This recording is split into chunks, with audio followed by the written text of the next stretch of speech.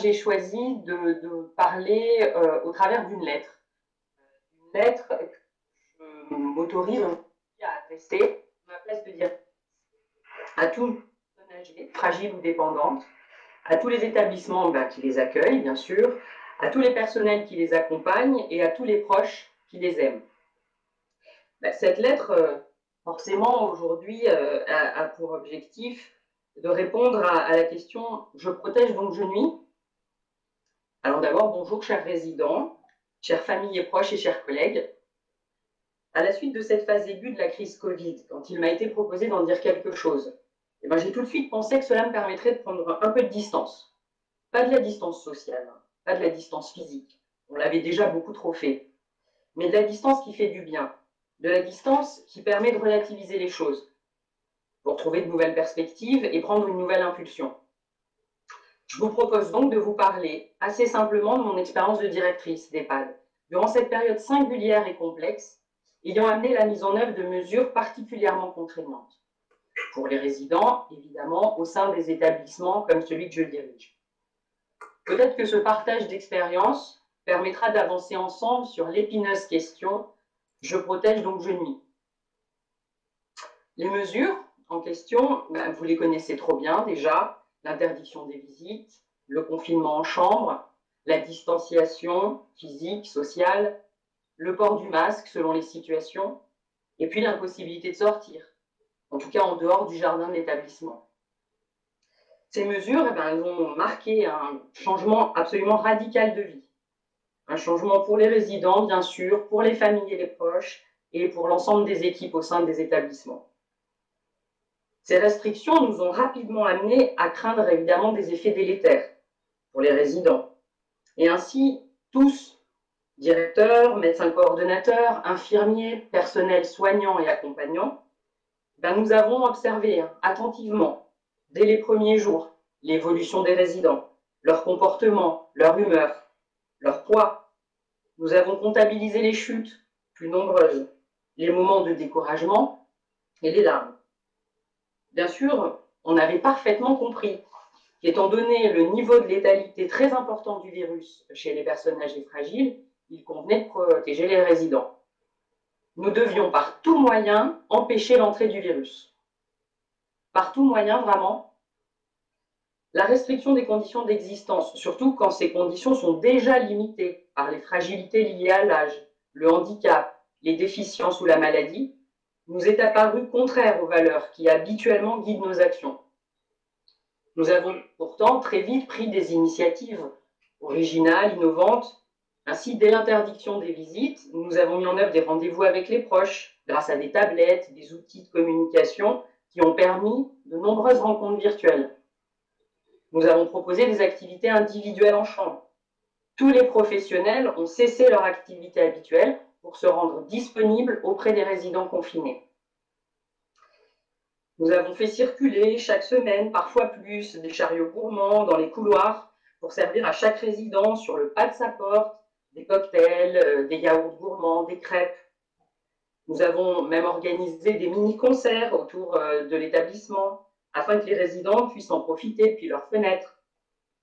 On a même fait des représentations dansées, de cette même façon bien sûr. La distance oblige. Les résidents ont beaucoup ri, évidemment, en voyant des soignants transformés pour l'occasion en danseurs. Et pourtant, malgré cette créativité des établissements, de l'ensemble des professionnels, nous avons observé les effets délétères de cette restriction de visite, de cette restriction de mouvement et de sortie. On a souvent alors cherché à se rassurer sur le bien fondé de ces démarches, en se référant à la balance bénéfice-risque, bien connue de nos milieux de soins et puis de la réflexion médicale.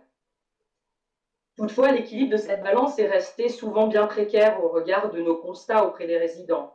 Syndrome psychique pour certains, perte musculaire, perte d'appétit ou refus de nutrition et assez souvent perte d'envie. Ensuite, après le choc passé de cette situation nouvelle, est venu le temps de la culpabilité. Culpabilité des équipes qui ont souvent dit nous on rentre chez nous, nous on peut voir notre famille le soir à la maison. En plus, maintenant, c'est nous, il n'y a que nous qui pourrons faire rentrer le virus.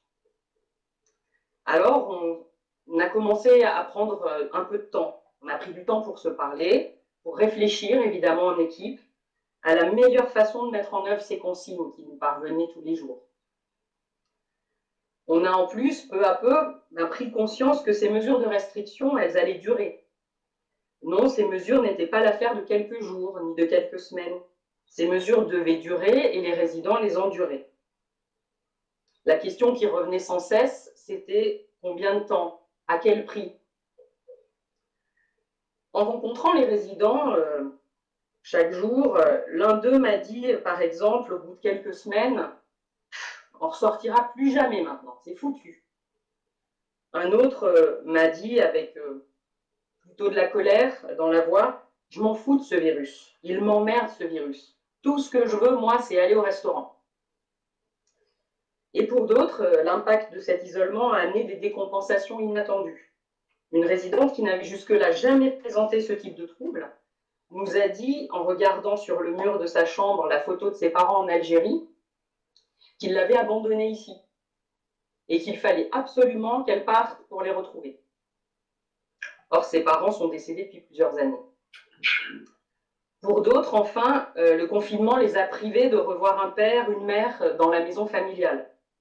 Pour vous permettre de bien comprendre la suite, il est important que je vous précise que l'établissement que je dirige accueille des personnes en situation de handicap vieillissantes. Dans cet exemple, donc, il s'agit d'une dame qui a 68 ans, rentrée tous les week-ends au domicile parental.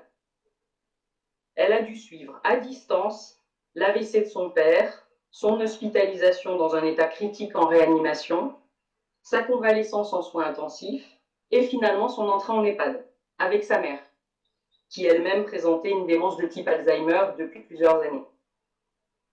Au-delà donc des pertes physiques, cognitives, des troubles induits par l'isolement, ce sont des moments de vie que le confinement a enlevés aux résidents. Ce sont des sourires, des rires partagés avec leur famille et leurs proches. Si on reparle de cette fameuse balance qui souvent nous guide dans les choix, il est probable que pour beaucoup de résidents, la balance bénéfice-risque a été plutôt du côté du risque. Notre pratique en EHPAD, période de pandémie ou non, s'est toujours appuyée sur l'art difficile de concilier nécessaire protection des résidents et liberté de choix.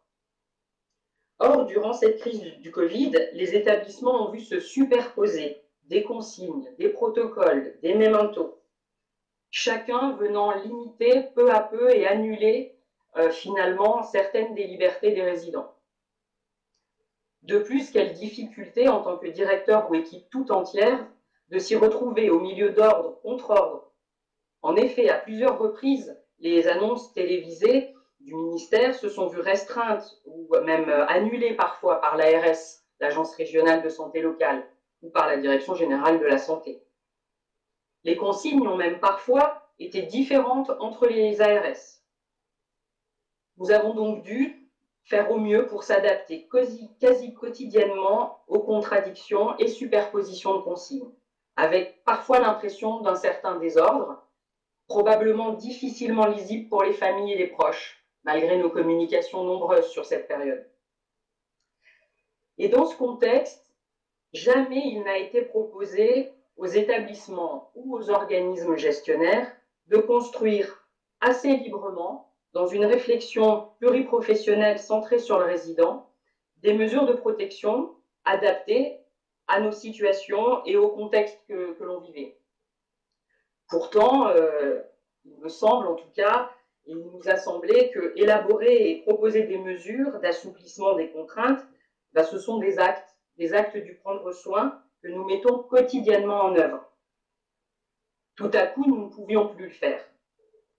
Et ainsi, on a eu l'impression que standardiser ces approches niait d'une certaine façon la singularité et les besoins spécifiques des résidents.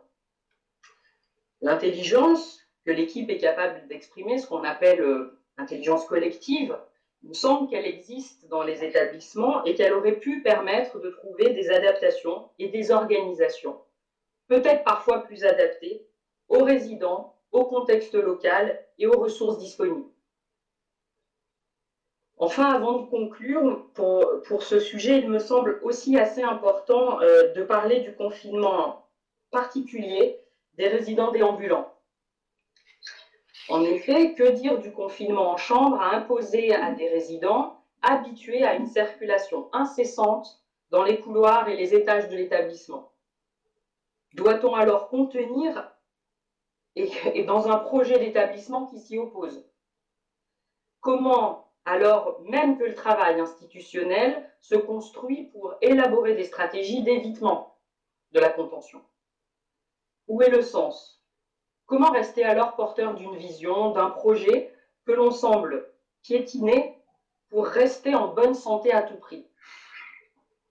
Si la santé devient l'objectif ultime, toutes les démarches pour y arriver, même les plus contraignantes alors, deviennent justifiées, par conséquent acceptables. En revanche, si rester en bonne santé est le moyen d'accomplir des choses, de réaliser des projets, des rêves, alors la santé n'est plus une fin en soi. Ce qui devient non négociable, ce qui devient prioritaire, c'est de me permettre, quel que soit mon âge, quelle que soit ma situation de santé, de réaliser mes projets, mes actions, les actions qui me tiennent à cœur. Pour finir donc, est-ce qu'en EHPAD, durant cette crise, l'équilibre entre qualité de vie et mesures de protection a été satisfaisant? Je crois que vous aurez compris que j'ai plutôt tendance à dire non. Aurait-il pu être meilleur?